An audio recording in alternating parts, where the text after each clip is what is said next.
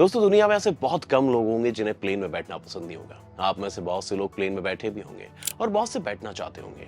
अब प्लेन से जुड़ी एक और शानदार कहानी आपने बहुत सारी सुनी होगी, लेकिन आज की कहानी वाकई में आश्चर्य भरी हुई है। ये एक ऐसे एरोप्लेन की कहानी है जो टेक ऑफ करने के बाद 35 सालों तक हवा में रहा और जब उसने लैंड किया तो उसे देख के लोगों के होश उड़ गए। जी हाँ दोस्तों, बहुत सारे लोग इस घटना को टाइम ट्रेवल से जोड़ते हैं, तो बहुत से लोग ऐसे भी हैं जो इस घटना को एक भूतिया घटना के साथ जोड़ते हैं और कुछ लोग तो इसे झूठ भी मानते हैं। घटना कुछ भी हो, लेकिन इस प्लेन की कहानी चौंकाने वाली जरूर है।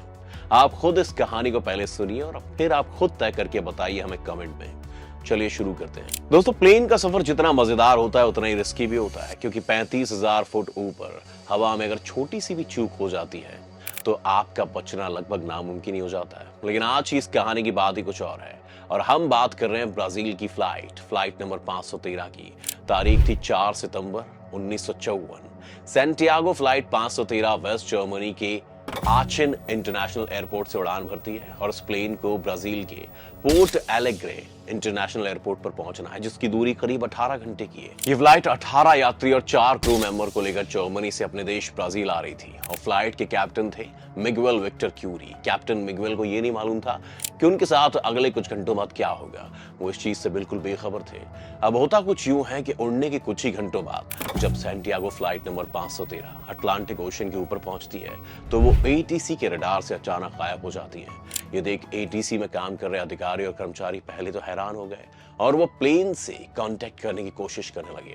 जब कुछ मिनटों बाद भी फ्लाइट रडार में नजर नहीं आई तो उनके होश उड़ गए। उन्हें समझ ही नहीं आ रहा था कि फ्लाइट अचानक से चली कहां गई है और वो एरोप्लेन से लगातार संपर्क साधने की कोशिश करने लगे, मगर सैंटियागो फ्लाइट नंबर 513 की ओर से कोई जवाब ही नहीं मिल रहा था। ये देख के तत्कालीन एटीसी की सभा बुलाई गई, जिसमें ब्राजील और जर्मनी के कुछ उच्च अधिकारी शामिल थे और सैंटियागो फ्लाइट के अचानक से गायब हो जाने की वजहों पर बात होने लगी, मगर किसी को कोई रास्ता समझ नहीं आ रहा था। इसलिए एटीसी ने खोजकर्ताओं की टीम बनाई और उन्हें अटलांटिक ओशन के ऊपर रवाना कर दिया, क्योंकि जब प्लेन का कनेक्शन एटीसी के रडार से टूटा था तब वो प्लेन अटलांटिक महासागर के ऊपर उड़ रहा था।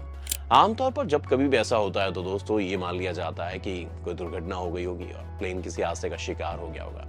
इस केस में भी एटीसी को लगा कि सैंटियागो फ्लाइट नंबर 513 किसी दुर्घटना का शिकार हो चुकी है, मगर जब खोजकर्ताओं की टीम अटलांटिक महासागर पहुंची तो वहां उन्हें कोई क्रैश हुआ एरोप्लेन का मलबा नहीं मिला और सफर कर रहे किसी भी यात्री की बॉडी भी नहीं मिली। फिर भी एटीसी की ओर से यह अनुमान लगाया गया हो कि प्लेन अटलांटिक सागर की गहराइयों में चला गया हो और इसके लिए भी एक टीम बनाई गई। खोजकर्ताओं की टीम ने करीब हर वो जगह छानबीन की जहां प्लेन के होने की उम्मीद थी, मगर प्लेन का कोई सुराग तक नहीं मिला। दोस्तों, एरोप्लेन के इस तरह से गायब हो जाने की वजह से सफर कर रहे यात्रियों के घर वाले बिल्कुल दुखी थे और जानना चाहते थे कि प्लेन के साथ आखिर हुआ क्या। सैंटियागो एयरलाइंस के पास इसका कोई जवाब नहीं था।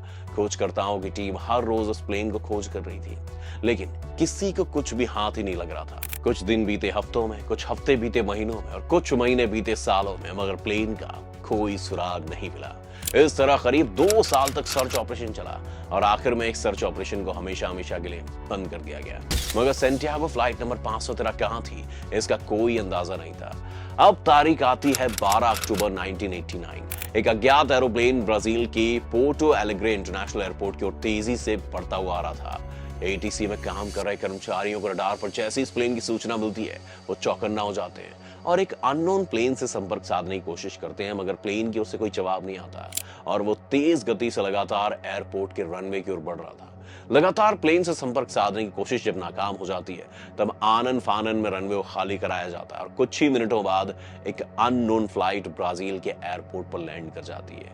एटीसी के जो अधिकारी और कर्मचारी थे तुरंत अपने ऑफिस से निकलकर रनवे की ओर भागते हैं। जब वहां पहुंचते हैं तो उन्हें जो दिखाई देता है उनके पैरों तले जमीन खिसक जाती है, क्योंकि ये जो अननोन फ्लाइट थी वो वही सैंटियागो एयरलाइन कंपनी की थी और ये कंपनी 1956 में बंद हो चुकी थी, यानी ठीक सैंटियागो फ्लाइट नंबर 513 के गायब होने के 2 साल बाद।